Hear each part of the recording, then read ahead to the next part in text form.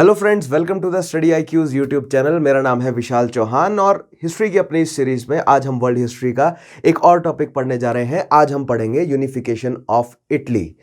लेकिन आज के टॉपिक पर बढ़ने से पहले मैं स्टूडेंट्स को बताना चाहूंगा कि अगर उन्होंने अभी तक मेरे प्रीवियस सेशंस नहीं देखे हैं so make sure they watch all those previous sessions.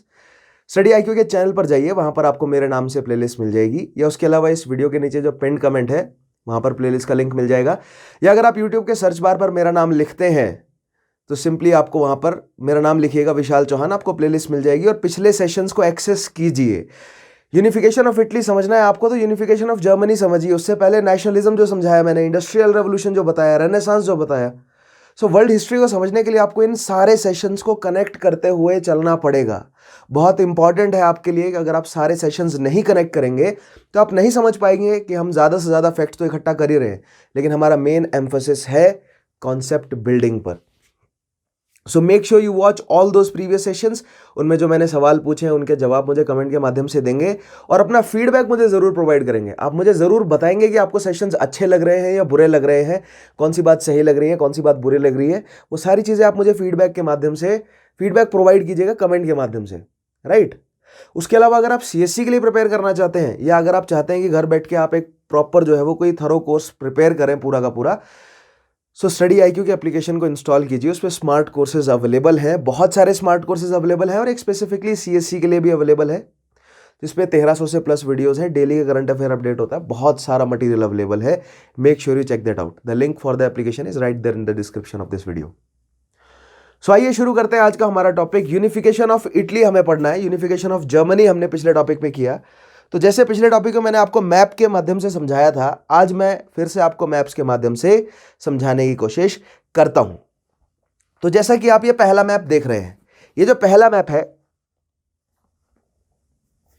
ये यूरोप का मैप है 17th सेंचुरी का, मिड 17th सेंचुरी, यानी 1648-1650 के आसपास का मैप है ये यूरोप का।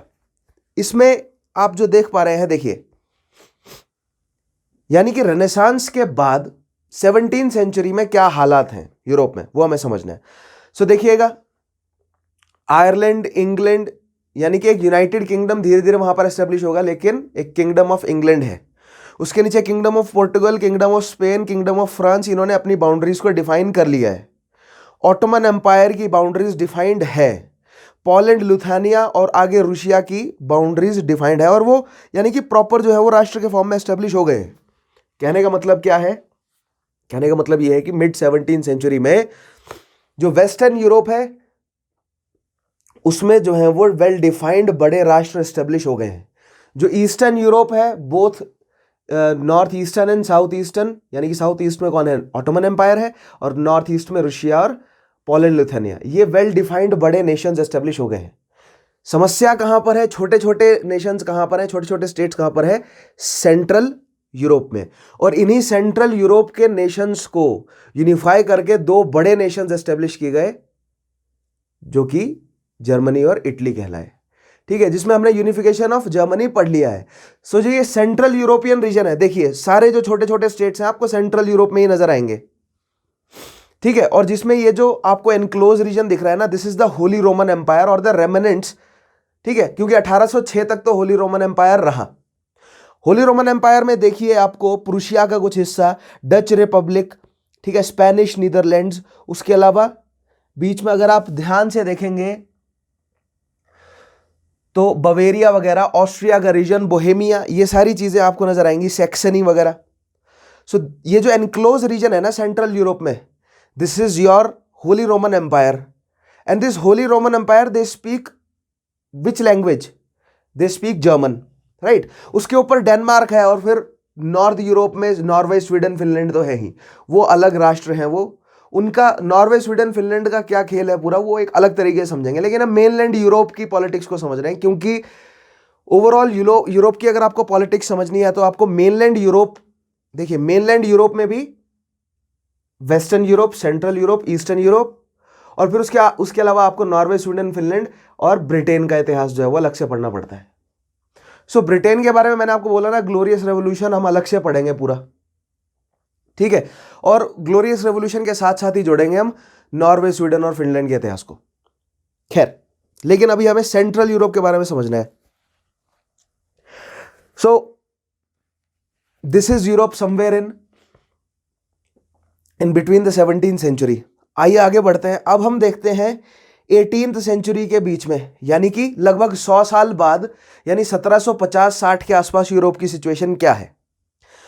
सो लगभग 100 साल बाद अब देखिए यूरोप को, ठीक है। 100 साल पहले, अच्छा एक बार हम ये 16th सेंचुरी वाले मैप को एक बार ठीक से एक बार फिर से देख लेते हैं। नीचे इटली में देखिए, इटली में आप क्लियरली देख सकते हैं कि जो प्रेजेंट डे इटली है, इटली का जो पेनिनसुला है, ये एक यूनिफाइड राष्ट्र है। आज हमें यही तो समझना है कि ये यूनिफाइड राष्ट्र के रूप में कैसे एस्टेब्लिश हुआ।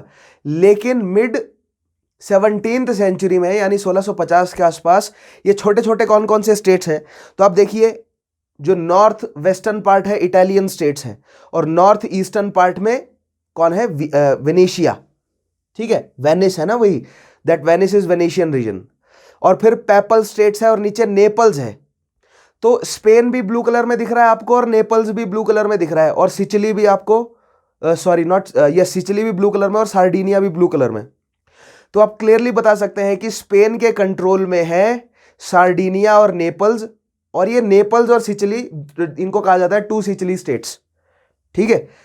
कहीं पर भी अगर आपको सुनने में आए कि टू सिचिली स्टेट्स कौन है या टू सिसिली स्टेट्स कौन है, तो नेपल्स और सदर्न इटली में देखिए, इस मैप में सदर्न इटली में आइए और यहां पर देखिए आपको नेपल्स नजर आएगा और उसके नीचे सिसिली नजर आ रहा है। So this Naples and Sicily are the two Sicily states. उसके अलावा आपको यहां पर आइलैंड देखिए, मेडिटेरेनियन में सार्डिनिया नजर आएगा, और फिर स्पेन, ये सारे एक ही रंग के हैं। तो that means mid 17th century में इटली के सदर्न पार्ट पर कंट्रोल था स्पेन का, ठीक है।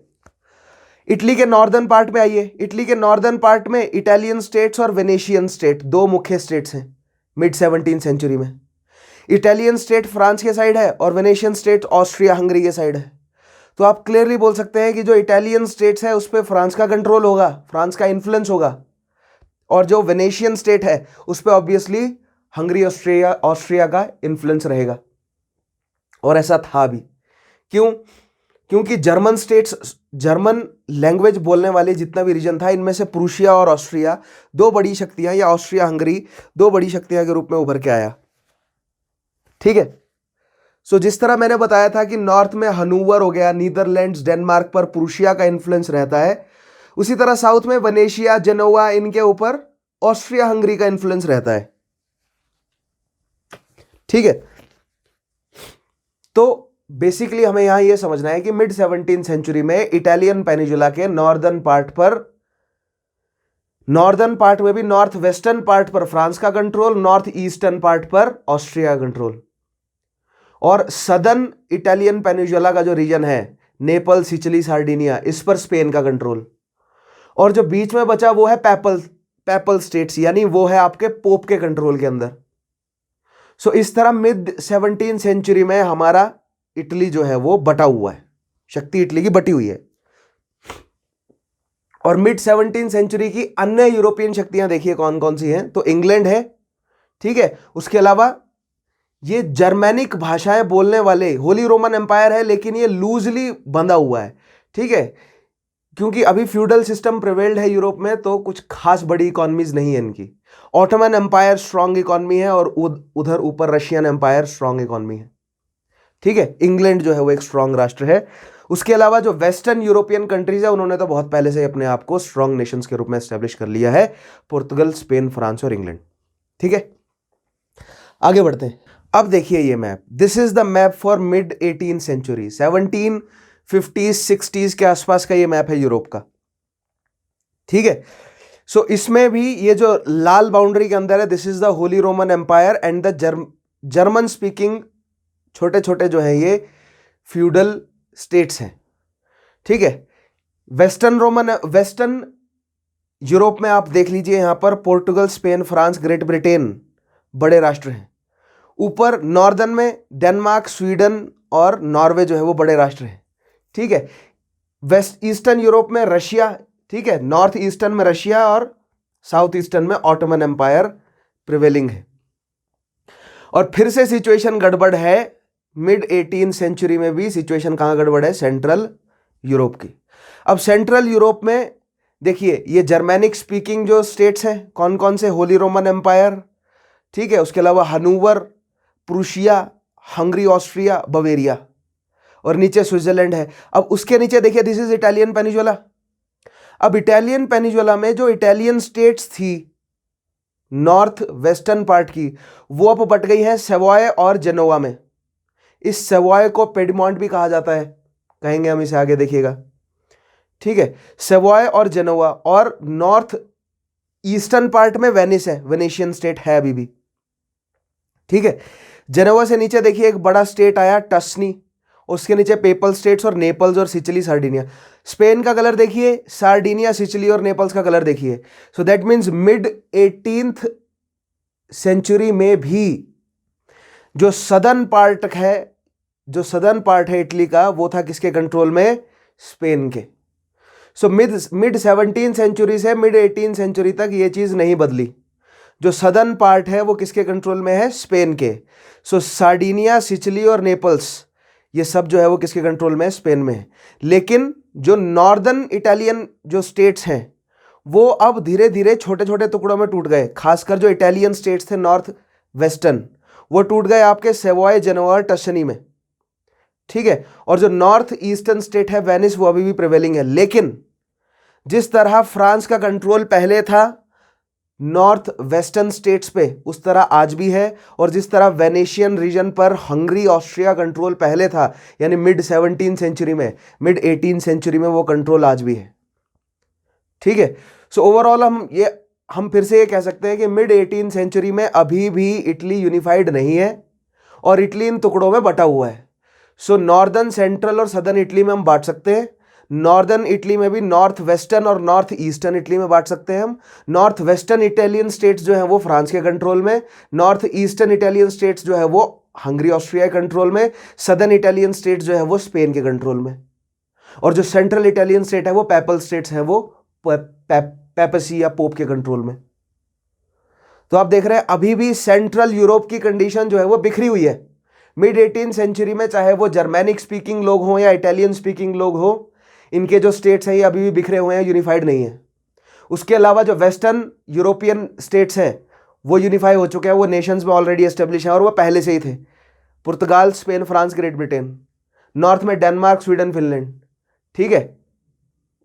नॉर्थ ईस्ट में Prussia, Poland, Lithuania. South east में आपका ऑटोमन एम्पायर, ठीक है। और बीच में प्रूशिया और हंगरी, ऑस्ट्रिया जो है वो दो बड़ी जर्मन शक्तियां हैं सेंट्रल यूरोप में, ठीक है। यहां तक हम समझ गए इस मैप को। तो ये मैप हम ऑलरेडी समझ चुके हैं। सो इन मैप्स में ना आपको इस मैप की डेट लिख लीजिएगा, दिस इज मिड 18th। मैंने आपको बताया था 1750s 60s के आसपास का मैप है यूरोप का ये, और इससे पहले वाला मिड 17 सेंचुरी का था, ठीक है, 1648 का। अब आते हैं अगले मैप में। Now this is the map of the treaty of Vienna 1815। 1815 में जो वियना की ट्रीटी हुई, अकॉर्डिंग टू दैट ट्रीटी क्या माहौल बना? सो इस ट्रीटी में यूरोप का फिर से वही हिस्सा बांटते हैं हम, कैसे? मेनलैंड यूरोप में, western Europe, central Europe, eastern Europe, northern Europe और ग्रेट ब्रिटेन, ठीक है। ग्रेट ब्रिटेन में क्या है? United Kingdom of Great Britain and Ireland, एक अलग स्ट्रॉन्ग राष्ट्र। Kingdom of France, Kingdom of Spain, Kingdom of Portugal. ऊपर Kingdom of Sweden and Norway strong है। Russian Empire strong, Ottoman Empire strong, Austrian Empire strong, Prussian Empire strong. जो बटा हुआ है वो सेंट्रल यूरोप है। सेंट्रल यूरोप में Germanic kingdoms को जोड़कर एक कन्फेडरेसी बनाई गई थी 1815 में, 39 स्टेट्स को जोड़कर, जो ये बाउंड्री आप देख रहे हैं, ठीक है। और साथ ही साथ Italian kingdom and small states को जोड़कर एक सूडो कन्फेडरेसी टाइप बनाई थी, लेकिन उस पर कोई किसी की ऑफिशियल अथॉरिटी नहीं थी। लेकिन 1815 के बाद वियना की कांग्रेस, 1815 के बाद आप कह सकते हैं कि यूनिफिकेशन ऑफ इटली की तरफ पॉलिटिकल कदम उठने शुरू हो गए, ठीक है। सो ये ट्रीटी ऑफ वियना हम अच्छे समझते हैं और हम बेहतरीन तरीके से समझते हैं कि यहां पर क्या क्या हुआ था, ठीक है। आइए बढ़ते हैं अपने टॉपिक को, सेंटेंसेस के माध्यम से समझते हैं कि क्या हुआ है, ठीक है, पूरा यूनिफिकेशन किस तरह हुआ इटली का। सो आई होप आप समझे होंगे मिड 17 मिड 18 और 1815 तक किस तरह जो इटालियन स्टेट्स हैं वो नॉर्थ इटालियन स्टेट और सदर्न इटालियन स्टेट जो है वो किसके कंट्रोल में है। नॉर्थ इटालियन स्टेट एक साइड ऑस्ट्रिया हंगरी और एक साइड फ्रांस के कंट्रोल में। सेंट्रल इटालियन जो स्टेट है वो पेपेसी यानी पोप के कंट्रोल में, और सदर्न इटालियन स्टेट्स किसके कंट्रोल में, स्पेन के इन्फ्लुएंस में। लेकिन ट्रीटी ऑफ वियना, ठीक है, 1815 का जो वियना कांग्रेस है उसके तहत इन सबको जोड़ने की कोशिश की गई, लेकिन ऑफिशियली जोड़ा नहीं गया। अब हम देखते हैं कि धीरे धीरे इटली को ऑफिशियली यूनिफाई किसने किया, कैसे किया, पूरा सीक्वेंस समझते हैं हम। लेकिन आपको फंडा समझ आ गया ना क्यों इटली को यूनिफाई करने की जरूरत है, क्योंकि इंडस्ट्रियल रेवोल्यूशन यूरोप में हिट करना शुरू कर दिया। इंडस्ट्रियल रेवोल्यूशन जैसे ही यूरोप में आया, फ्रांस में क्रांति छिड़ गई, ठीक है, फ्रांस में क्रांति छिड़ी और यूरोप में इंडस्ट्रियल रेवोल्यूशन आना शुरू हुआ, ब्रिटेन में, फिर धीरे धीरे मेनलैंड यूरोप में। सो फ्रेंच रेवोल्यूशन और फिर नेपोलियनिक वॉर के बाद जो मोनार्क्स है उनको यह समझ आया कि नहीं, यूनिफाई करना बहुत जरूरी है बड़ी यूरोपियन शक्तियों को, और एक दूसरे के ऊपर चेक डालना बहुत जरूरी है। सो जो वेस्टर्न यूरोपियन शक्तियां वो तो यूनिफाइड है, पहले से ही राष्ट्र के रूप में, किंगडम्स के रूप में एस्टेब्लिश्ड है। जो ईस्टर्न यूरोपियन शक्तियां हैं, रशिया और ऑटोमन एम्पायर तो है ही, उसके अलावा पोलैंड लुथेनिया ये पहले से एस्टेब्लिश्ड है। जो सेंट्रल यूरोपियन शक्तियां, इनको यूनिफाई करने की जरूरत थी, जिनमें हमें दो यूनिफाइड नेशंस जर्मनी और इटली नजर आते हैं बनते हुए, जिसमें से जर्मनी को हम बना चुके हैं पिछले सेशन में। आज हमें इटली के साथ कंसर्न रहना है। सो इटली के तीन हिस्से मैंने आपको बताया, नॉर्थ इटली, सेंट्रल इटली और सदर्न इटली। तीनों जो है वो इटली के अलग अलग डायलेक्ट्स बोलते हैं।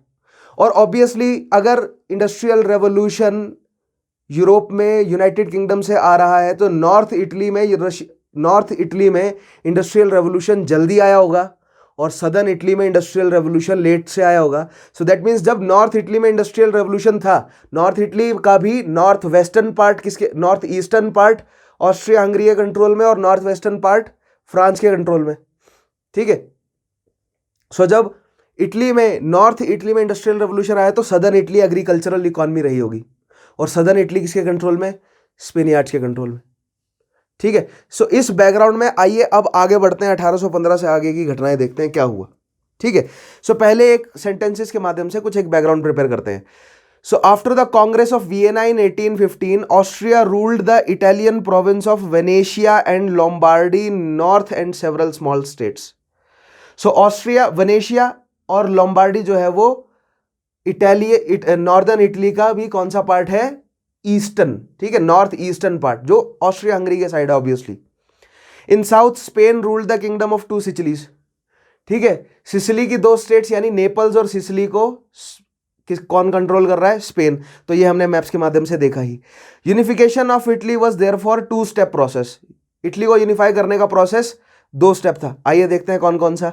इन the first step it had to gain independence from Austria and Spain, and secondly it had to unite the consequent independent Italian states into a single unit. पहले तो ऑस्ट्रिया और स्पेन से छुड़वाना पड़ेगा, ठीक है। अब देखिए फ्रांस, मैं जो बोल रहा हूं ना, फ्रांस ने नॉर्थ वेस्टर्न पार्ट को कंट्रोल किया, तो नेपोलियनिक वॉर्स के दौरान ऑब्वियसली उन्होंने कंट्रोल किया, ठीक है। लेकिन after the fall of Napoleon and after the treaty of Vienna वो पार्ट्स छुड़वा लिए गए और जो नॉर्थ वेस्टर्न पार्ट है वो आज़ाद हो गए इटली के किससे, फ्रांस के कंट्रोल से। लेकिन जो लोम्बार्डी और वेनेशिया है वो अभी भी ऑस्ट्रिया के इन्फ्लुएंस में था काफी हद तक। क्यों? क्योंकि ऊपर से प्रूशिया ऑस्ट्रिया की शक्ति को कमजोर करे जा रहा था। प्रूशिया धीरे धीरे जो है वो जर्मेनिक स्टेट्स पे अपना कंट्रोल बना रहा था, तो ऑस्ट्रिया को भी अपना जो है वो इटली के ऊपर कंट्रोल बनाना ही था। क्योंकि सेंट्रल यूरोप में कौन कौन सी बड़ी शक्तियां हैं, प्रूशिया और ऑस्ट्रिया। उसके अलावा इटली बड़ी शक्ति बन सकता है अगर उसको यूनिफाई कर लिया जाए, ठीक है। स्विट्जरलैंड अपने आप को उसने कन्फेडरेट किया और न्यूट्रलाइज करके उसने कोने में बीच में बिठाया हुआ है बिल्कुल शांति से, ठीक है। स्पेन, फ्रांस, इंग्लैंड, पोर्तुगल ये अलग है, और दूसरी साइड ऑटोमन एम्पायर और रशियन एम्पायर ये अलग है। इनको अभी हमने इंक्लूड नहीं किया, धीरे धीरे इनको भी जोड़ेंगे पिक्चर में, ठीक है। इनका इन्फ्लुएंस भी पढ़ेंगे जब मैं आपको रशिया का इन्फ्लुएंस बताऊंगा कि क्या रहा यूनिफिकेशन में इटली और जर्मनी के, ऑटोमन एम्पायर का क्या इंपॉर्टेंस है, लाएंगे हम इनको धीरे धीरे पिक्चर में। लेकिन पहले हम यूरोप के पर्सपेक्टिव से पढ़ते हैं, फिर हम रशिया और ऑटोमन एम्पायर के पर्सपेक्टिव से पढ़ेंगे, ठीक है। हम ब्रिटेन के पर्सपेक्टिव से भी पढ़ेंगे इन यूनिफिकेशन के पूरे प्रोसेस को, राइट। खैर, so as I said, two step process. पहला देखिए, in the first step it had to gain independence from Austria and Spain, and secondly it had to unite the consequent independent Italian states into one single unit. तो पहले तो Austria और Spain से लड़ झगड़ कर डिप्लोमेसी से जैसे मर्जी, लेकिन उनका कंट्रोल जो है वो साउथ में स्पेन ने नेपल्स और सिचिली, और नॉर्थ में ऑस्ट्रिया ने वेनेशिया और लोम्बार्डी को अपने कंट्रोल में कर रखा है. और जो जेनोवा सेवॉय वाला रीजन जो कंट्रोल किया था नेपोलियन ने, वो तो 1814 के बाद वाटरलू की जो हार हुई उसके बाद जो छोड़ना पड़ा ही है, तो वो तो आज़ाद हो गए, ठीक है. लेकिन लोम्बार्डी और Venetia is still in under the influence of Austria, और Naples, Sicily, Sardinia are under the influence of Spaniards, ठीक है. तो इनसे आज़ाद करना है, और फिर आज़ाद करने के बाद इनको यूनिफाई करने का काम है. This is a two-step process. Now, nevertheless, between 1815 and 1848, increasing numbers of Italians were unwilling to live under foreign rule. Amid growing discontent, two leaders appeared. One was idealistic, other was practical. They had different personalities and performed different goals, but each contributed to the unification of Italy. दो हम leaders देखेंगे, मजीनी, और फिर उसके बाद हम, खैर spoil नहीं करूंगा, अभी धीरे धीरे पहुंचते हैं वहां तक हम, ठीक है. मजीनी, गैरिबाल्डी, इन सब के बारे में हम समझेंगे ही. लेकिन यहां पर देखिए, 1815 वियना की कांग्रेस के बाद 1848 तक जो लिबरल्स ने हल्ला मचाया थ्रू आउट यूरोप, जो मैंने आपको जर्मनी में बताया था कि उन्होंने फ्रैंकफर्ट की जो है वो एक कॉन्स्टिट्यूशन बनाया था फ्रैंकफर्ट में, जो कामयाब नहीं हो सका था, ठीक है. और जो मोनार्क्स हैं और जो कंजर्वेटिव्स हैं वो जर्मनी में स्ट्रांग थे, बिकॉज प्रूशिया जो है वो एज अ जर्मन स्टेट काफी स्ट्रांग हो गया था, और प्रूशिया के जो राजा है उनको स्ट्रांग सपोर्ट था जंकर्स का. सिमिलरली यही लिबरल्स ने हाहाकार मचाया, क्योंकि बहुत इन्होंने मतलब कई जगहों पर लड़ाई झगड़े हुए हैं, ब्लडी आप बोल सकते हैं कि खून खराबा हुआ है. ऐसे कॉन्फ्लिक्ट्स हुए हैं जिनमें खून खराबा हुआ है, लिबरल्स की तरफ से जो है वो हथियार उठाए गए हैं, ठीक है. और लिबरल्स की डिमांड क्या थी, मैंने आपको बताया था ना, यूरोप में कौन कौन है, कंजर्वेटिव, लिबरल्स और रेडिकल्स. रेडिकल्स को तो एक्टिव होने ही नहीं दिया गया after the failure of French revolution, let's say. क्योंकि फेलियर ही था, क्योंकि फ्रेंच रेवोल्यूशन का कहना था कि रिपब्लिक एस्टेब्लिश करेंगे, लेकिन फिर से मोनार्की एस्टेब्लिश कर दी थी बोनापार्ट ने, तो फेल ही हो गई, राइट. लेकिन एक आइडियोलॉजिकल सक्सेस तो थी ही, क्योंकि जो लिबर्टी, इक्वालिटी, फ्रेटर्निटी के आइडियाज फ्रांस से निकले वो अन्य यूरोप में गए, और 1815 से 48 के बीच में लिबरल्स ने उन आइडियाज को प्रोपगेट किया आगे. और मैंने आपको बताया ही था, कंजर्वेटिव्स वो एरिस्टोक्रेटिक क्लास है जो शुरुआत में मर्केंटाइल इकोनॉमिक पॉलिसी के साथ जुड़े, और अपने आप को उन्होंने जो है वो एज अ स्ट्रॉन्ग इकोनॉमिक शक्ति के रूप में एस्टेब्लिश किया, और मोनार्क्स ने उन कंजर्वेटिव्स को अपने साथ रखा ताकि मोनार्क्स का कंट्रोल बना रहे. वहीं बीच में जब एक और नया इकोनॉमिक ग्रुप, एक और मर्चेंट क्लास उठ खड़ा हुआ जिनको मोनार्क्स का सपोर्ट नहीं था, तो उन्होंने डिमांड करी पार्लियामेंट की. वो है लिबरल्स. उन्होंने कहा कि इक्वल रिप्रेजेंटेशन चाहिए, हम भी तो बिजनेस कर रहे हैं, हमें भी तो बिजनेस करने दो. आप केवल एरिस्टोक्रेटिक क्लास को, नोबिलिटी को ही बिजनेस करने दे रहे हैं, उन्हीं को ही आपने जंकर्स बना लिया, या उन्हीं को ही आपने जो है वो मतलब स्ट्रॉन्ग मर्चेंट्स या बैंकर्स के रूप में एस्टेब्लिश कर दिया है. तो हमें भी स्ट्रॉन्ग मर्चेंट या बैंकर बनना है. तो वो कैसे बन सकते हैं, देखिए, अगर कोई बिजनेस कामयाब हो रहा है ना, तो बगैर ऑफिशियल मदद के नहीं हो सकता, ये बात मान के चलिए. एक बूटस्ट्रैप मेंटेलिटी या बूटस्ट्रैप एक फिलॉसफी होती है, उसके तहत ये कहा जाता है कि कोई भी व्यक्ति कहीं से भी उठकर किसी भी सक्सेस के चरम तक पहुंच सकता है. मैं ये बोलता हूं कि ये प्रैक्टिकल नहीं है, ये आइडियोलॉजिकली ठीक है, लेकिन this is not practical. That is now how world works. अगर जेफ बेजोस, मेरा ये मानना है, अगर जेफ बेजोस हाइट्स पर पहुंचा है तो बगैर सिस्टम की मदद से वो नहीं पहुंचा. अगर एलॉन मस्क आज सबसे अमीर है तो बगैर सिस्टम की मदद से वो नहीं पहुंचा उस मुकाम पर. अगर जकरबर्ग सोशल मीडिया के स्फीयर में अगर अभी एक्सेल कर रहा है, सबसे हाइट पे है, तो बगैर सिस्टम की मदद से वो नहीं पहुंचा. तो जो गवर्निंग बॉडीज है ना, भले ही वो शैडो गवर्निंग बॉडीज हो या जो मतलब सामने दिख रही है गवर्निंग बॉडीज हैं, ठीक है, उनकी मर्जी के बगैर कोई मर्चेंट, कोई बिजनेसमैन, कोई एंटरप्रेन्योर इतनी हाइट्स तक नहीं पहुंच सकता. ये बात अर्ली मॉडर्न पीरियड में भी सच थी, और ये बात कंटेम्प्रेरी में भी सच है, ठीक है. तो ये मेंटालिटी मन से निकाल दीजिए. कोई मतलब आप अगर बहुत ज़्यादा मेहनत करेंगे और फर्श से अर्श तक आप पहुंच जाएंगे, अगर आपको सिस्टम सपोर्ट नहीं करेगा, अगर सिस्टम सपोर्ट नहीं करेगा तो बहुत मुश्किल है. ऐसा नहीं है कि नहीं पहुंच सकते, लेकिन बहुत मुश्किल है, ठीक है.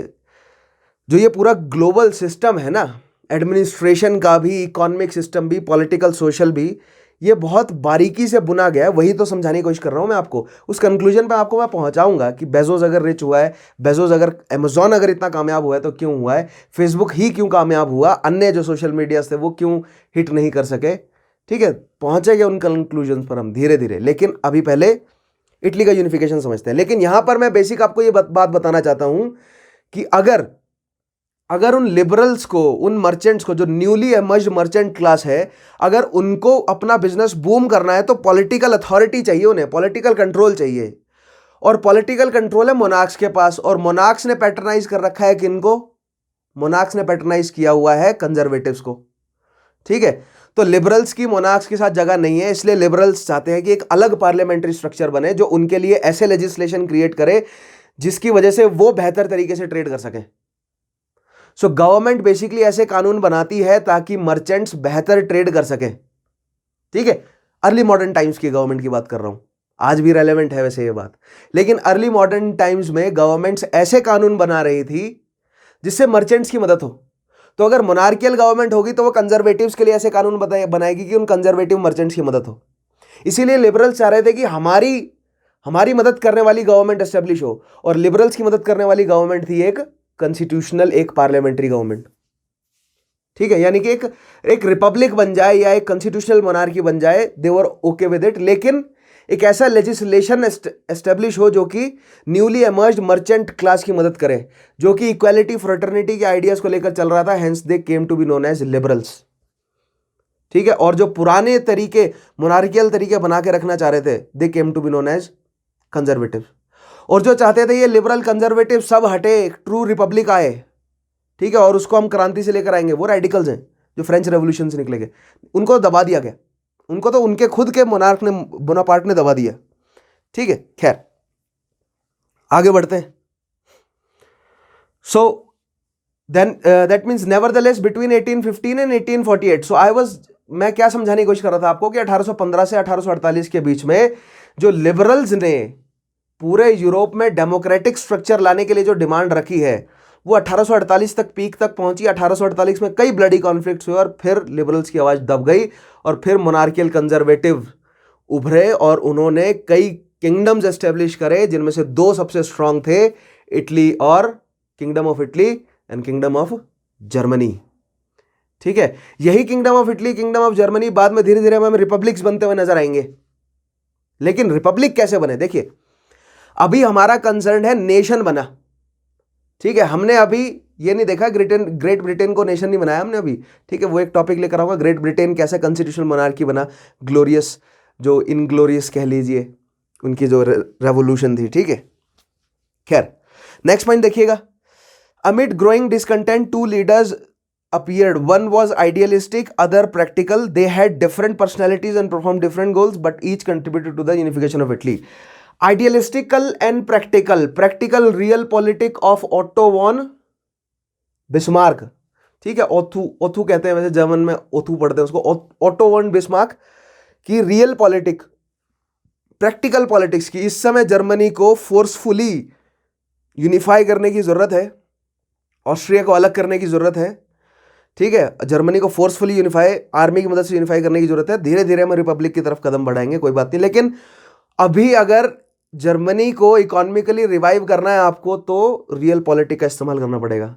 ऐसा ही कुछ जो है वो इटली में भी रहा। इटली में एक पक्षधर था, वो कह रहे थे कि आइडियलिस्टिकली हमें रिपब्लिक एस्टेब्लिश करना चाहिए, और दूसरी साइड बोले जा रहे थे कि हमें जर्मनी के नॉर्म्स पर ही, यानी कि हमें रियल पॉलिटिक का इस्तेमाल करते हुए एक नेशन को एस्टेब्लिश करना चाहिए। अब देखते हैं कंट्रीब्यूशन ऑफ मजीनी। मजीनी की कंट्रीब्यूशन जो है वो क्या रही। सो इन 1832 N idealistic 26 year old Italian named, अब देखिए इसको कई तरीके से प्रोनाउंस किया जा सकता है, गिस्सिप्पी मजीनी, अगर इसको प्रोनाउंस करें तो क्लोज रहेगा सबसे ज्यादा इटालियन प्रोनाउंसिएशन के। ठीक है, सो इंग्लिश में गिजेप मजीनी भी कह जाते हैं, लेकिन but we will pronounce it at Giuseppe Mazzini, it sounds cool, right. Organised a national group called Young Italy.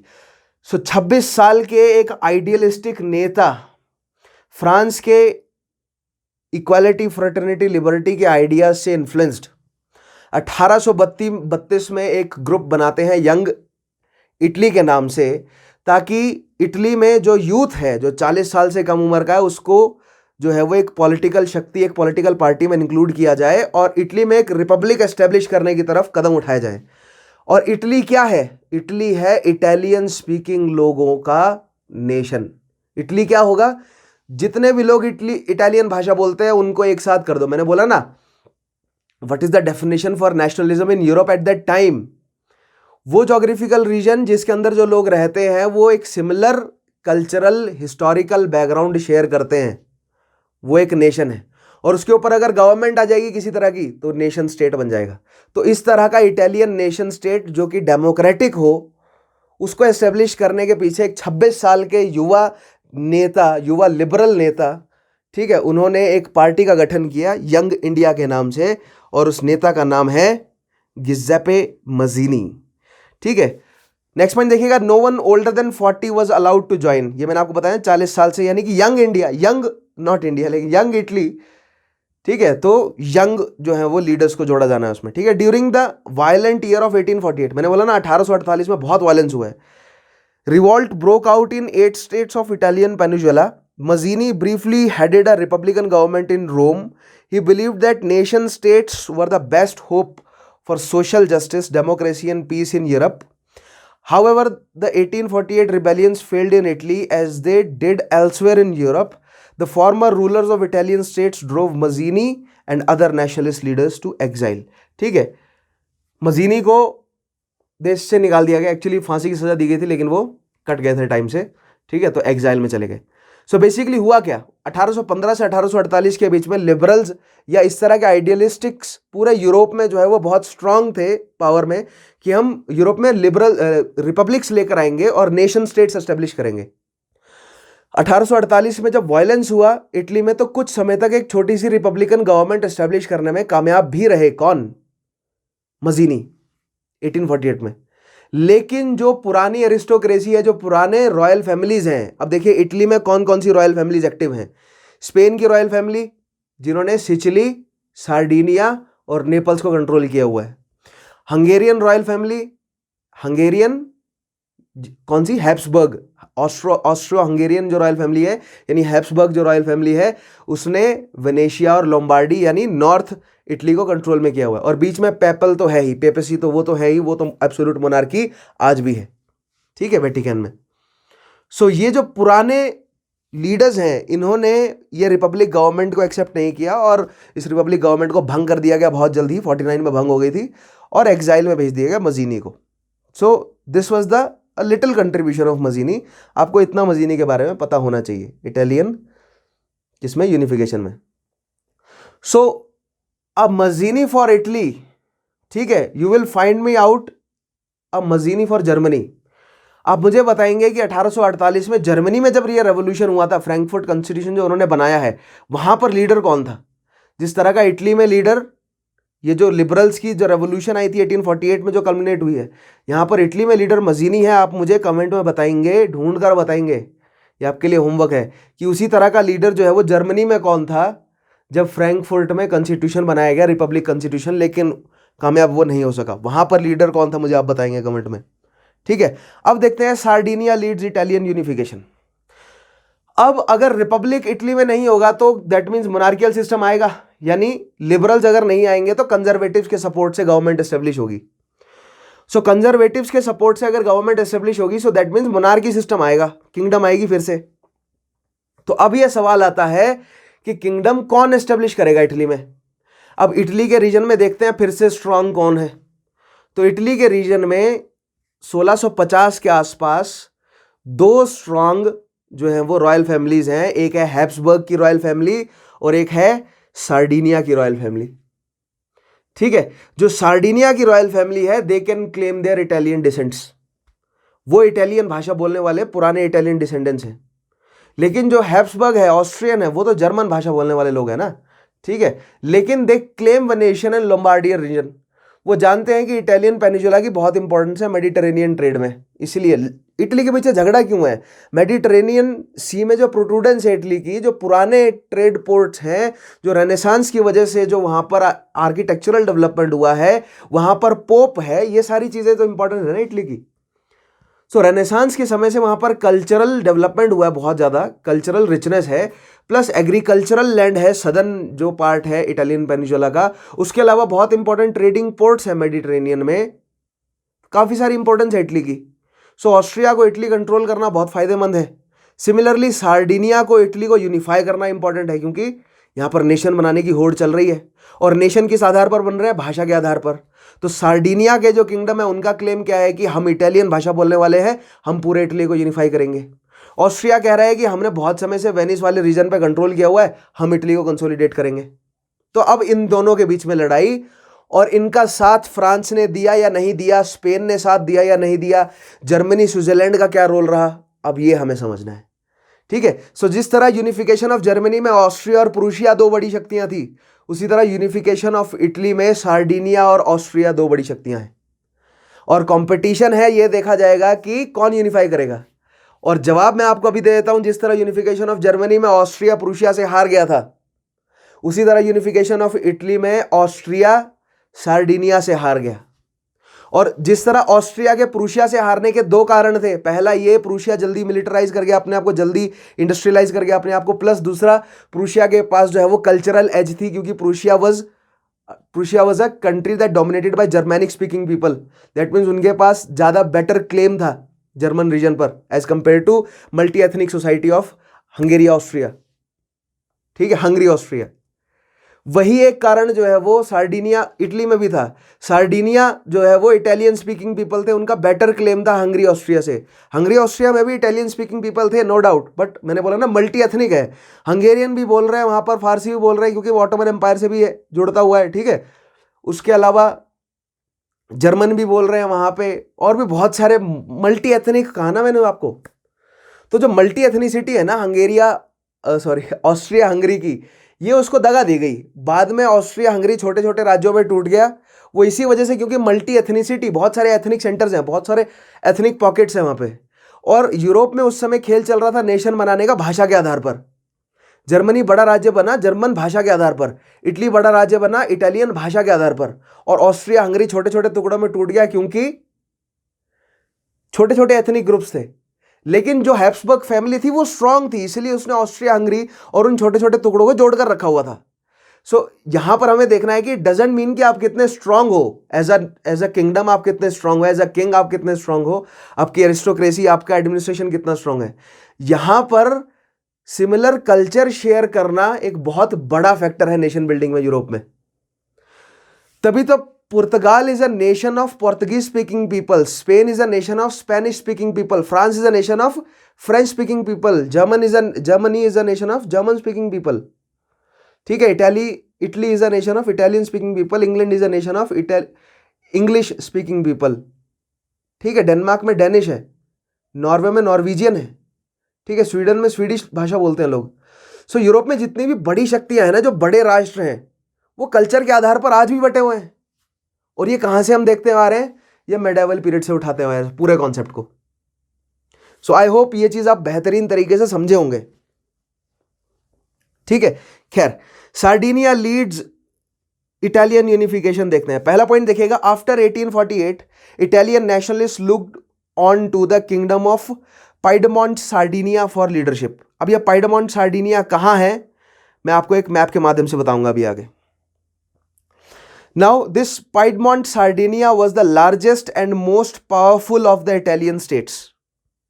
ठीक है, देखिए, इटालियन स्टेट्स में से सबसे स्ट्रांग दिस Piedmont Sardinia था।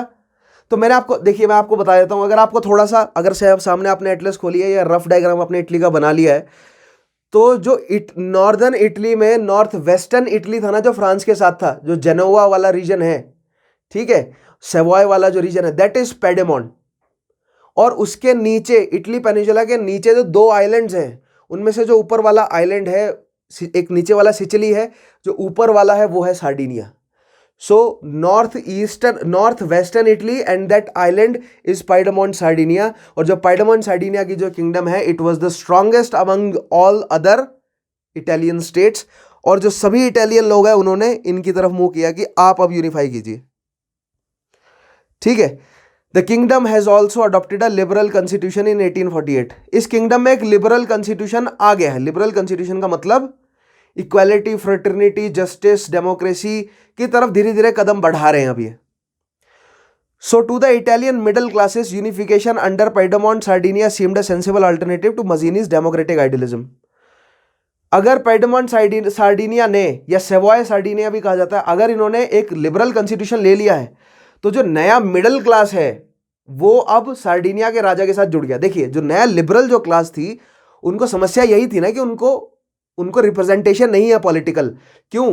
क्योंकि जो पॉलिटिकल रिप्रेजेंटेशन उस समय थी, यानी कि मोनार्क्स, उनके साथ तो कंजर्वेटिव जुड़े हुए हैं, और कंजर्वेटिव नहीं चाहते कि एक नया इकोनॉमिक वर्ग आए, लेकिन फिर भी एक नया इकोनॉमिक मिडिल क्लास उठा, और जो मिडिल क्लास है वो अपने लिए अलग जो है वो चाहते थे एक representation.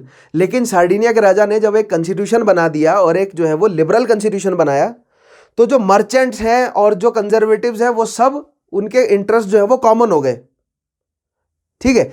Now in 1852 Sardinia's king named Count Cavour as his prime minister. अब यहां पर एक और बड़ा व्यक्ति आता है, काउंट कैवर। अब काउंट जो है वो एक नोबिलिटी की पोस्ट होती है, लाइक अर्ल होता है ब्रिटेन में, उस तरह यूरोप में काउंट वर्ड यूज किया जाता है। ठीक है। So it's a post of nobility, एक रैंक है, आप मान सकते हैं। नोबिलिटी, यूरोपियन नोबिलिटी में एक रैंक होती है काउंट, ड्यूक के नीचे रहता है count. So count Cavour, Cavour जगह का नाम है, तो कैवर जगह के जो काउंट हैं उनको जो सार्डिनिया के राजा है उन्होंने प्राइम मिनिस्टर अपॉइंट किया। अब ये देख लीजिए, अगर ये काउंट है तो दैट मीन्स ये एरिस्टोक्रेसी से आ रहे हैं। एरिस्टोक्रेसी से आ रहे हैं तो ये प्रीडोमिनेंटली कंजर्वेटिव रहे होंगे। ठीक है। भले ही कॉन्स्टिट्यूशन लिबरल हो, लेकिन इटली में भी प्राइम मिनिस्टर कंजर्वेटिव बना। जर्मनी में भी prime minister auto von Bismarck was a जंकर, और इधर कैवर के काउंट को प्राइम मिनिस्टर बनाया गया। तो दोनों में आप देख रहे हैं, भले ही लिबरल कॉन्स्टिट्यूशन अडॉप्ट किया इटली ने, लेकिन उन्होंने ये साफ कर दिया काउंट कैवर को अपॉइंट करके कि हम जिस डायरेक्शन में जा रहे हैं वो मोनार्कियल, ये वो हम किंगडम बनाने की डायरेक्शन में ही जा रहे हैं। ठीक है। और हम प्रीडोमिनेंटली सपोर्ट चाह रहे हैं किसका? कंजर्वेटिव्स का। क्योंकि ऑब्वियसली अभी तक जब तक यूरोप में बड़े लेवल पर इंडस्ट्रियल रेवोल्यूशन नहीं आया, जो सेकंड फेज है इंडस्ट्रियल रेवोल्यूशन का, वो यूरोप में नहीं, तब तक जो मुख्य बड़ी शक्तियां थी वो कंजर्वेटिव्स ही थे। क्योंकि इंडस्ट्रियल रेवोल्यूशन आने से पहले जो ट्रेड में इंडल्ज हुई है एरिस्टोक्रेसी, वही तो कंजर्वेटिव्स बने ना, वही तो कंजर्वेटिव्स थे। मैंने बोला ना, जो फ्यूडल सिस्टम की एरिस्टोक्रेसी थी वो जब लपेटे में आई मर्केंटाइल इकोनॉमिक सिस्टम के, तो वही तो कंजर्वेटिव वर्ग में मतलब तब्दील हुई एज अ मर्चेंट। खैर, now this Cavour was wealthy middle aged aristocrat who worked tirelessly to expand Piedmont Sardinia's power. With careful diplomacy and well-chosen alliances, he achieved that expansion. Almost as a coincidence, he also achieved the unification of Italy. So, unification of Italy का श्रेय आपको count Cavour को जाएगा। तो मैंने आपको शुरू में बोला था ना, one was idealistic, other was realistic. So, the idealistic one was Mazzini and the realistic one was Count Cavour. Now Mazzini distrusted Cavour, क्योंकि Mazzini लिबरल था और Cavour क्या है? Conservative. He believed correctly that Cavour wanted to strengthen Sardinia's power, not to unite Italy. At first, Cavour's major goal was to get control of northern Italy or Sardinia. He carefully went about achieving his territorial goal through diplomacy. देखिए, मजीनी को यह लग रहा था कि Cavour केवल northern Italy को अपने कंट्रोल में लेगा, क्योंकि at that time only northern Italy was industrialise, not the southern part. ठीक है। सो सदर्न इटली इंडस्ट्रियलाइज नहीं था, और सदर्न इटली मेडिटेरेनियन के ट्रेड का कोई मतलब नहीं रह गया था, क्योंकि ऑटोमन एम्पायर के साथ जो है वो ट्रेड, मेडिटेरेनियन सी का जो ट्रेड है उसकी इंपॉर्टेंस तभी थी जब तक बाइजेंटीन एम्पायर था। ठीक है। 1453 के बाद ऑटोमन एम्पायर के कंट्रोल में जैसे ही जेरूसलम आया और कॉन्स्टेंटिनोपल आया, तो जो मेडिटेरेनियन सी से जो ट्रेड है यूरोपियंस के लिए, उसकी अहमियत घट गई। इसीलिए तो एक अलग सी राउट ढूंढा गया ना। ठीक है। इसीलिए तो अफ्रीका को घूमकर पार किया गया। तो जो सदर्न इटालियन पार्ट है वो एग्रीकल्चरल रह गया, क्योंकि जो मेडिटेरेनियन सी ट्रेड है उसका कोई इंपॉर्टेंस नहीं रह गई after Ottoman Empire took over this trade route. ठीक है। जो रेड सी वाला ट्रेड राउट था, इसलिए नॉर्दर्न पार्ट को ही कंट्रोल करना इस समय सही था, और मजीनी को लगा कि कैवर केवल यही काम कर रहा है। लेकिन कैवर ने धीरे धीरे सदर्न पार्ट को भी इवेंचुअली यूनिफाई किया ही। आइए देखते हैं कैसे। नेक्स्ट पॉइंट देखिएगा। Now Cavour realised that the greatest road block to annex northern Italy was Austria. देखिए कैवर को समझ आ गया ना कि अगर कैवर सार्डिनिया का है, ठीक है, सो सेवॉय सार्डिनिया का है, सो दैट मीन्स इटली का नॉर्थ वेस्टर्न पार्ट तो ऑलरेडी उनके कंट्रोल में है। सो इटली, पूरे नॉर्थ इटली को अगर कंट्रोल में लाना है तो नॉर्थ ईस्टर्न पार्ट को यानी वेनेशिया और लोम्बार्डी को भी लाना पड़ेगा कंट्रोल में, और वेनिस और लोम्बार्डी दोनों ऑस्ट्रिया के कंट्रोल में है, ठीक है। तो ऑस्ट्रिया से छुड़वाना इंपॉर्टेंट है। To help him expel Austrians from north, Cavour found ally in France. अब ऑस्ट्रिया और फ्रांस की दुश्मनी, दोस्ती दुश्मनी तो चलती रहती है यूरोप में, क्योंकि मैंने बोला ना कि ये जो सेंट्रल यूरोप, ईस्टर्न यूरोप और वेस्टर्न यूरोप, ये सब एक बड़ा वर्डम की ट्रीटी 1863 की, वहां से ये टूटे हैं। अदरवाइज ये फ्रैंक पूरा का पूरा जो है वो एक फ्रेंच नेशन ही था, यही टूटा है। और जो ईस्टर्न पार्ट है वो जर्मैनिक भाषा में टूट गया, जो वेस्टर्न पार्ट है वो फ्रांस में डेवलप हुआ, ठीक है। सो दैट मीन्स ये जो ऑस्ट्रिया हंगरी है, इनके पुराने जो है वो रिलेशंस हैं किसके साथ? फ्रांस के साथ। लेकिन राजतंत्र में रिलेशंस जो हैं वो ज्यादा समय तक नहीं निभाए जाते। So Cavour found an ally in France, Cavour ने फ्रांस में अपनी जो है वो सपोर्ट ढूंढ लिया। In 1858 French emperor Napoleon third agreed to help drive Austria out of northern province of Lombardy and Venetia. तो फ्रेंड कौन बना कैवर का? Napoleon third of France in 1858। Now, Cavour soon provoked a war with Austria. A combined French-Sardinian army won 2 quick victories against Austria. Sardinia succeeded in taking over all the northern Italy except Venetia from Austrians. ठीक है, so 1858 में Napoleon third की मदद से Sardinia यानी count Cavour ने युद्ध छेड़ दिया ऑस्ट्रिया के खिलाफ, यानी कि इटली का नॉर्थ ईस्टर्न पार्ट कंट्रोल करना है। लेकिन लोम्बार्डी तो कंट्रोल में आ गया, लेकिन वेनिस नहीं कंट्रोल में आया। वेनिस किसके पास है अभी भी? वेनिस अभी भी ऑस्ट्रिया के पास है, ठीक है। नाउ एज कैवर, इसको केवर भी पढ़ा जाता है, कैवर भी पढ़ा जाता है, केवर भी पढ़ा जाता है, ठीक है। सो एज केवर या Cavour was uniting the north of Italy, he began to consider the possibility of controlling the south, ठीक है। सो अब देखिए धीरे धीरे उसके कंट्रोल में नॉर्थ आ गया, तो अब साउथ को कंट्रोल करने की बात आई। He secretly started helping nationalist rebels in southern Italy in May 1860. A small army of Italian nationalists led by brave General Giuseppe Garibaldi captured Sicily. अब ये गिसेप्पे गैरिबाल्डी देखिए कौन है। गैरिबाल्डी कहानी में बताता हूँ, 1848 में गैरिबाल्डी को एग्जाइल, वैसे मौत की सजा दी गई थी जब 1848 में दंगे हुए थे लिबरल्स के, तो गैरिबाल्डी भाग गए थे देश छोड़ के। गैरिबाल्डी चले गए थे साउथ अमेरिका। साउथ अमेरिका जाके उन्होंने गुरिल्ला वॉरफेयर सीखा और फिर वो आए इटली वापस, और इटली वापस आकर उन्होंने सिसिली को इंडिपेंडेंट करने की बहुत कोशिश करी, लेकिन उनके पास बड़ी पॉलिटिकल शक्ति नहीं थी। तो मई 1860 में गिसेप्पे गैरिबाल्डी को पॉलिटिकल शक्ति जो है वो प्रोवाइड करी। किसने? पॉलिटिकल और मतलब हथियार वगैरह सब कुछ प्रोवाइड किया किसने? काउंट कैवर ने। और गैरिबाल्डी ने कैप्चर कर लिया किसको? सिसिली को। किससे छुड़वाया? आप बता सकते हैं, स्पेन से, ठीक है, क्योंकि मैंने बताया ना जो सदर्न पार्ट है इटली का वो किसके कंट्रोल में था? स्पेन के कंट्रोल में, right. So in battle Garibaldi and his followers always वोर अ ब्राइट रेड शर्ट। अब यहां पर आपको ध्यान रखना है, गैरिबाल्डी और उसके फॉलोअर जो है वो एक ब्राइट रेड शर्ट पहनते थे युद्ध में, इसीलिए उनको रेड शर्ट्स कहा जाने लगा। As result they came to be known as red shirts, ठीक है। तो देखिए काउंट कैवर को नॉर्थ इटली को कंट्रोल में करना था। फ्रांस नेपोलियन थर्ड की मदद ली। 1858 में युद्ध छेड़ दिया किसके खिलाफ? ऑस्ट्रिया के खिलाफ। और लोम्बार्डी वाला रीजन ले लिया, अभी वेनिस नहीं ले पाए। अब नॉर्थ जो है वो कंसोलिडेट कर लिया, यानी कि नॉर्थ वेस्ट और नॉर्थ ईस्ट कंसोलिडेट कर लिया। वेनिस नहीं आया अभी, लेकिन आ जाएगा, बट स्टिल नॉर्थ वेस्ट और नॉर्थ ईस्ट जो है वो इटली का आ गया कंट्रोल में। अब सदर्न इटली को कंट्रोल करने की जरूरत है। सदर्न इटली और जो सिचिली नेपल्स वाला जो रीजन है, इस पे स्पेन का कंट्रोल है, तो वहां जो नेशनलिस्ट है उनको फ्यूल करने की जरूरत थी। नेशनलिस्ट कौन थे? गैरिबाल्डी को पॉलिटिकल और हथियारों का सपोर्ट दिया किसने? काउंट कैवर ने। गैरिबाल्डी ने 1860 में जो है वो वहां पर रिवॉल्ट किया, युद्ध किया और सिचिली को भी कंट्रोल में ले लिया, ठीक है। सो अब देखिए, अब गैरिबाल्डी ने दक्षिण में कंट्रोल कर रखा है, काउंट कैवर ने उत्तर में कंट्रोल कर रखा है।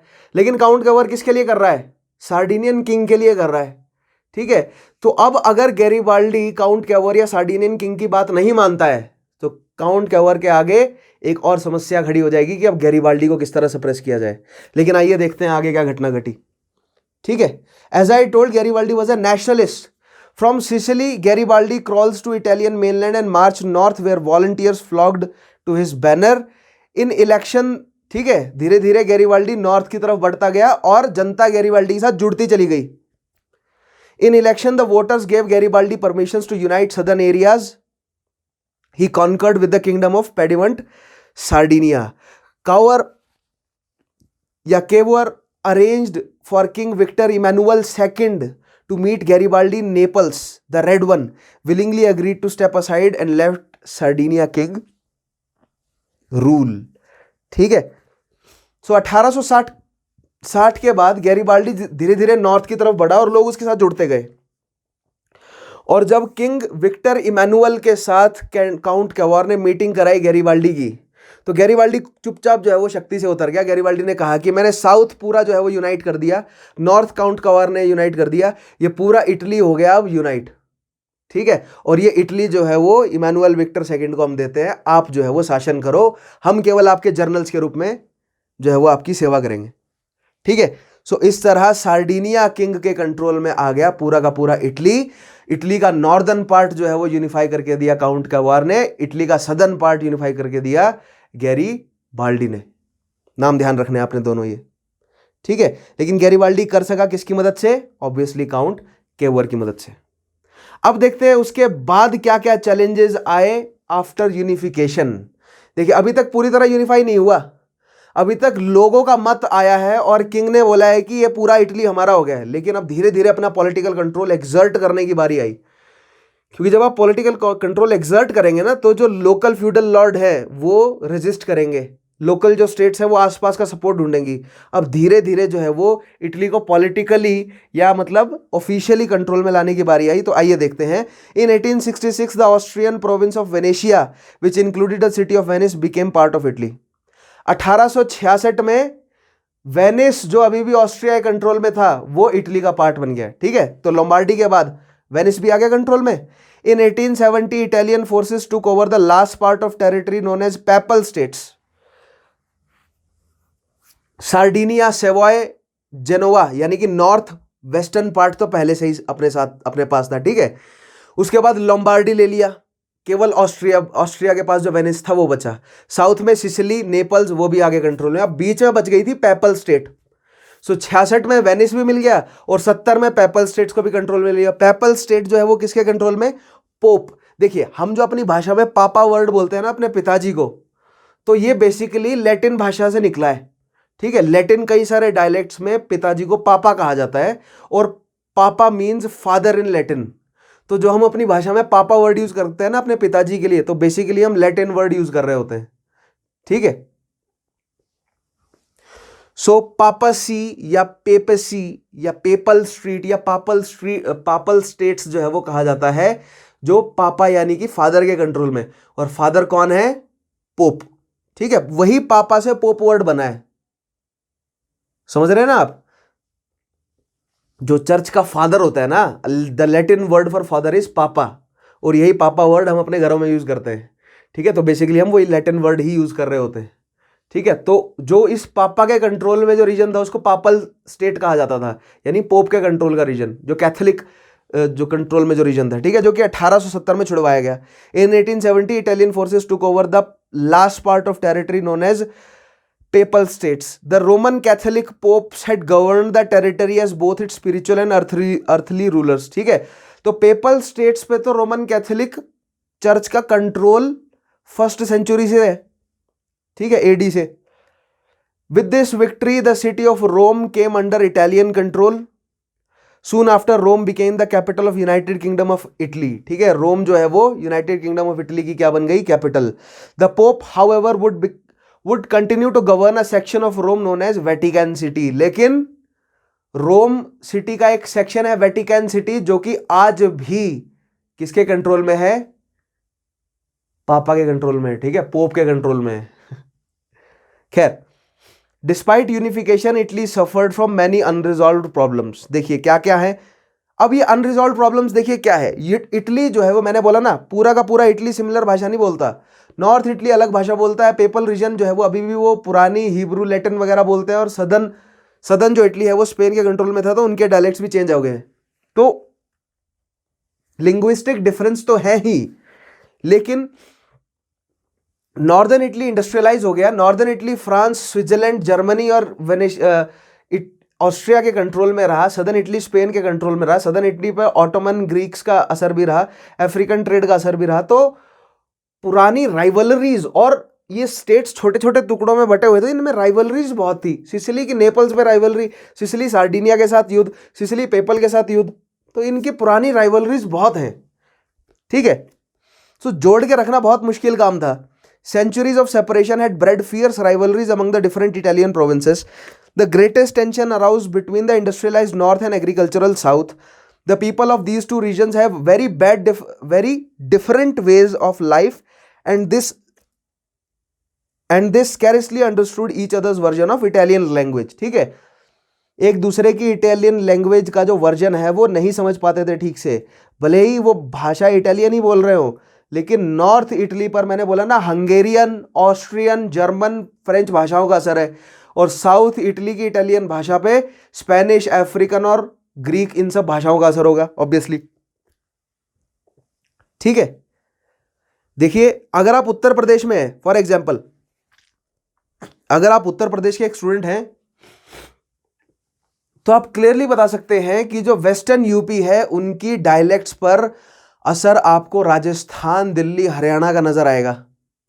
धीरे धीरे आप सेंट्रल यूपी में आएंगे तो बुंदेलखंड के जो डायलेक्ट्स हैं वो आ जाएंगे, और अगर आप ईस्टर्न यूपी की तरफ बढ़ेंगे तो जो मगधी है या जो ब्रिज भाषा है उनका असर आपको क्लियर दिखने लगेगा उत्तर प्रदेश के डायलेक्ट्स पर, ठीक है। तो यही मैं आपको बताना चाह रहा हूं, जो नॉर्थ इटली है उन पर फ्रेंच और ऑस्ट्रियन भाषाओं का असर था। सदर्न इटली पर स्पेन ने कंट्रोल किया था, उनकी इटली स्पेनिश भाषा से इन्फ्लुएंस थी। सिमिलरली सदर्न इटली की प्रॉक्सिमिटी में ग्रीक है और अफ्रीका है, तो यानी कि उनकी भाषाओं में डिफरेंस क्रिएट हो गया। तो भाषा के आधार पे तो डिफरेंस है ही, लेकिन नॉर्थ और सदर्न इटली में इकोनॉमिक डिफरेंस ये है कि नॉर्थ इटली में इंडस्ट्रियल रेवोल्यूशन पहले आ गया as compare to southern Italy, क्योंकि मैंने आपको बताया है कि इंडस्ट्रियल रेवोल्यूशन यूके से मूव किया है मेनलैंड यूरोप में, तो यूके से वो फ्रांस के रास्ते स्विट्जरलैंड के रास्ते नॉर्थ इटली में आया होगा, ठीक है। और सदर्न इटली जो है वो अभी भी एग्रीकल्चरल है। प्लस मैंने बताया after the fall of eastern Roman Empire, Byzantine Empire के हारने के बाद और ऑटोमन एम्पायर के आने के बाद जो मेडिटेरेनियन ट्रेड है उसका मतलब नहीं रह गया यूरोप के लिए। तो जो मेडिटेरेनियन ट्रेड है वो इंप्रूव नहीं हुआ, इसीलिए जो सदर्न जो क्या बोलते हैं इटालियन स्टेट्स हैं वो डेवलप नहीं कर सकी। तो ये नॉर्दर्न डेवलप्ड या इंडस्ट्रियलाइज्ड और सदर्न एग्रीकल्चरल जो इकॉनमी है इटली की, इनके बीच का कॉन्फ्लिक्ट भी बहुत बड़ा था। Now in the Italian parliament disorganised parties with वेग पॉलिसीज कॉन्स्टेंटली स्क्वबल्ड, ठीक है। सो इटालियन पार्लियामेंट में भी ये पार्टीज आपस में झगड़ती रहती थी, ऑब्वियसली सबके अपने अलग अलग मोटिव्स थे। Now as a result prime minister and cabinets change frequently, इस वजह से इटली यूनिफाइड तो रहा लेकिन प्राइम मिनिस्टर और कैबिनेट्स जल्दी जल्दी बदलते गए। कभी सार्डिनिया का प्राइम मिनिस्टर आ रहा है, कभी पोप की तरफ से आ रहा है कोई, कभी सिचिली नेपल्स की तरफ से आ रहा है, कभी ऑस्ट्रिया की मदद से वेनिस लोम्बार्डी का आ रहा है, ठीक है, कभी फ्रांस की मदद से जेनोवा सेवॉय का आ रहा है। तो यानी कि बाहरी शक्तियों का असर बना रहा, भले ही इटली यूनिफाई हो गया लेकिन बाहरी शक्तियों का असर बना रहा इटली में। इटली के इंटरनल डिस्प्यूट्स भी जो है उसके लिए समस्याएं बनी रहे। तो यहां पर आपको एक बहुत इंपॉर्टेंट चीज समझनी है कि एक एडमिनिस्ट्रेशन को सुदृढ़ करने के लिए आपको एक्सटर्नल जो इन्फ्लुएंस डालने वाले जो एलिमेंट्स है प्लस इंटरनल इन्फ्लुएंस डालने वाले एलिमेंट्स है, दोनों को मैनेज करना पड़ता है। तो एक्सटर्नल इफेक्ट और इंटरनल इफेक्ट आपको ध्यान रखना है, ये फंडा बहुत जगह पर लागू होता है खासकर एथिक्स के सवालों में, ठीक है। खैर, in addition to its political instability Italy also faced severe economic problems. Bloody peasant revolts broke out in the south, at the same time strikes and riots trouble the northern cities. Northern cities industrialize हो रही थी तो वहां पर strikes हुई, क्यों? क्योंकि जो नए नए इंडस्ट्रियल जो रीजन थे उनके जो कैपिटलिस्ट है वो ज़्यादा से ज़्यादा मुनाफा चाहते थे। तो कैपिटलिस्ट का तो मैंने आपको बताया है कि अगर उन्होंने जो है वो मजदूरों की हालत बद से बदतर करी है, और धीरे धीरे मैंने आपको बताया था 1850 यानी 19वीं शताब्दी के बीच में तो ये तो पूरा का पूरा स्विंग ही चल रहा था किस चीज का, लेबर पार्टीज का। तो राइट्स देखी नॉर्दर्न पार्ट ने और सदर्न पार्ट ने। अब सदर्न पार्ट पर जो किसान हैं, जो स्पेन के शासन के समय से पुराने तरीके से जो टैक्स देते आ रहे थे, उन पे अगर हैवी टैक्स इंपोज किए जाएंगे, नए उनके ऊपर इकोनॉमिक मेजर डाल दिए जाएंगे, तो वो भी दंगा करेंगे। तो इस तरह की मतलब सुचारू तरीके से एडमिनिस्ट्रेशन नहीं चल पा रहा था नॉर्थ और साउथ इटली दोनों में, ठीक है। Now meanwhile the Italian government could not deal with countries economic problems, as a result Italy entered the 20th century as a poor country. 20th century में इटली आया एक पुअर कंट्री की तरह। Industrialisation हुआ इटली में, लेकिन जो first world war है उसमें इटली जो है वो इतनी बड़ी शक्ति के रूप में नहीं था as compare to second world war. जो फर्स्ट वर्ल्ड वॉर और सेकेंड वर्ल्ड वॉर का बीच का समय है ना, इसमें बहुत बूम किया है, इसमें फैसिस्ट सरकारों ने जबरदस्त इंडस्ट्रियल बूम लाया है। तो ये इन सब टर्म्स को आप बहुत बेहतरीन तरीके से समझेंगे, जुड़े रहिए। तभी मैं बोलता हूँ मेरे साथ जुड़े रहिए, मैं आपकी समझ बहुत जबरदस्त डेवलप करने वाला हूँ। आपको वर्ल्ड वॉर इतनी बेहतरीन समझ आने वाली है ना कि क्या घटनाएं घटी हैं। सो यहां पर आके हमारा इटली हो गया यूनिफाई। तो इटली को यूनिफाई करने के पीछे शक्तियां कौन कौन सी, पहले हमने पढ़ा मजीनी, फिर उसके बाद काउंट कैबुअर और गैरीबाल्डी, और सार्डिनिया का राजा इमैनुअल विक्टर सेकंड, ठीक है। और जो अपोजिंग शक्तियां हैं वो थी ऑस्ट्रिया और फ्रांस, और इंटरनल डिस्प्यूट्स तो थे ही। और युद्ध हमने कौन कौन से देखे, अगेंस्ट ऑस्ट्रिया, उसके अलावा जो सिचिली को कंट्रोल में लाया गैरीबाल्डी, ठीक है। तो ये हमने दो मुख्य युद्ध देखे, और इटली हो गया आपका यूनिफाई, ठीक है। आइए अब इस मैप के माध्यम से मैं कुछ इटली के यूनिफिकेशन के बारे में हम जो मैंने आपको पूरी स्टेट्स बताई है उनको देख लेते हैं अब, ठीक है। So the unification of Italy 1858 से 1870 के बीच में, तो ये है आपका इटली पूरा का पूरा, ठीक है। अब इसमें देखिए, ये आपका नॉर्थ इटली में नॉर्थ ईस्ट में आइए, नॉर्थ वेस्ट में आइए, तो ये सेवॉय के नीचे जो आपको पेडमोंट दिख रहा है, ठीक है। So this is Savoy, Piedmont और नाइस, और इसी सेम कलर में आपको नीचे सार्डिनिया भी नजर आ रहा होगा। सो this is the Sardinian kingdom, ये जो पूरा पर्पल कलर में है इस मैप में, this is the Sardinian kingdom, ठीक है। अब देखिए पेडमोंट के साइड में आपको लोम्बार्डी नजर आ रहा है, लोम्बार्डी के साइड में वेनिस नजर आ रहा है। तो जो फ्रांस की मदद से, नेपोलियन थर्ड की मदद से जो कैबुअर ने युद्ध छेड़ा है ऑस्ट्रेलिया के खिलाफ, उसमें उन्होंने लोम्बार्डी छीन लिया। वेनिस 1866 में मिला उन्हें ऑस्ट्रिया से, ठीक है। अब लोम्बार्डी के नीचे जो पेपल स्टेट्स आपको नजर आ रही है, उसके साइड में टस्कनी है, ठीक है। और फिर नीचे आपको kingdom of the two Sicilies, ऊपर जो इटालियन पेनिनसुला से जुड़ा हुआ है ये नेपल्स है, और जो अलग है ये सिचिली है। तो इसको टू सिचिलीज कहा जाता है, नेपल्स और सिचिली को, ये मैंने आपको पहले ही बताया। तो नेपल्स और सिचिली तो मैंने आपको बताया गैरीबाल्डी ने जीत कर दिया ही, ठीक है।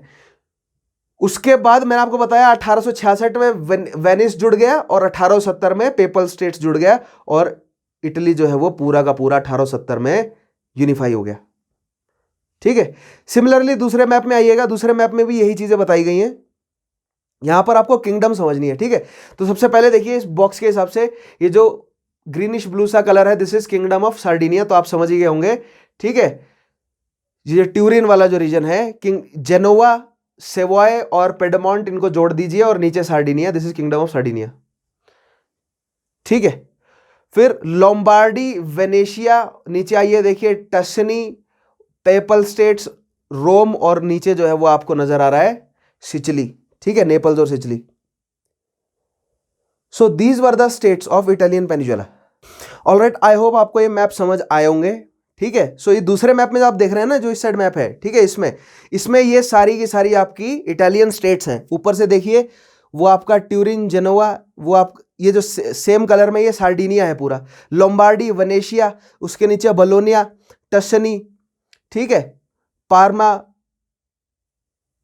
और नीचे आपको पेपल स्टेट्स नजर आएंगे, रोम, और फिर नीचे नेपल्स और सिसिली, ठीक है, टू सिसिलीज। सो इन दो मैप्स के हिसाब से आप देख लीजिए किस तरह जो है वो लेकिन इटली यूनिफाई हुआ है हमारा, ठीक है। सो आई होप आपको जो है वो ये पूरा का पूरा समझ आया होगा आज। सो आज हमने यूनिफिकेशन ऑफ इटली में क्या समझा कि जो सेंट्रल यूरोप में दो मुख्य भाषाएं बोलने वाले जो रीजन थे, जर्मन भाषा बोलने वाले और इटली भाषा बोलने वाले जो रीजन थे, उनको एक नेशन के रूप में बांधने का जो काम है वो है unification of these two nations, जिसमें हमने पहला लेक्चर लिया यूनिफिकेशन ऑफ जर्मनी, आज हमने देखा यूनिफिकेशन ऑफ इटली।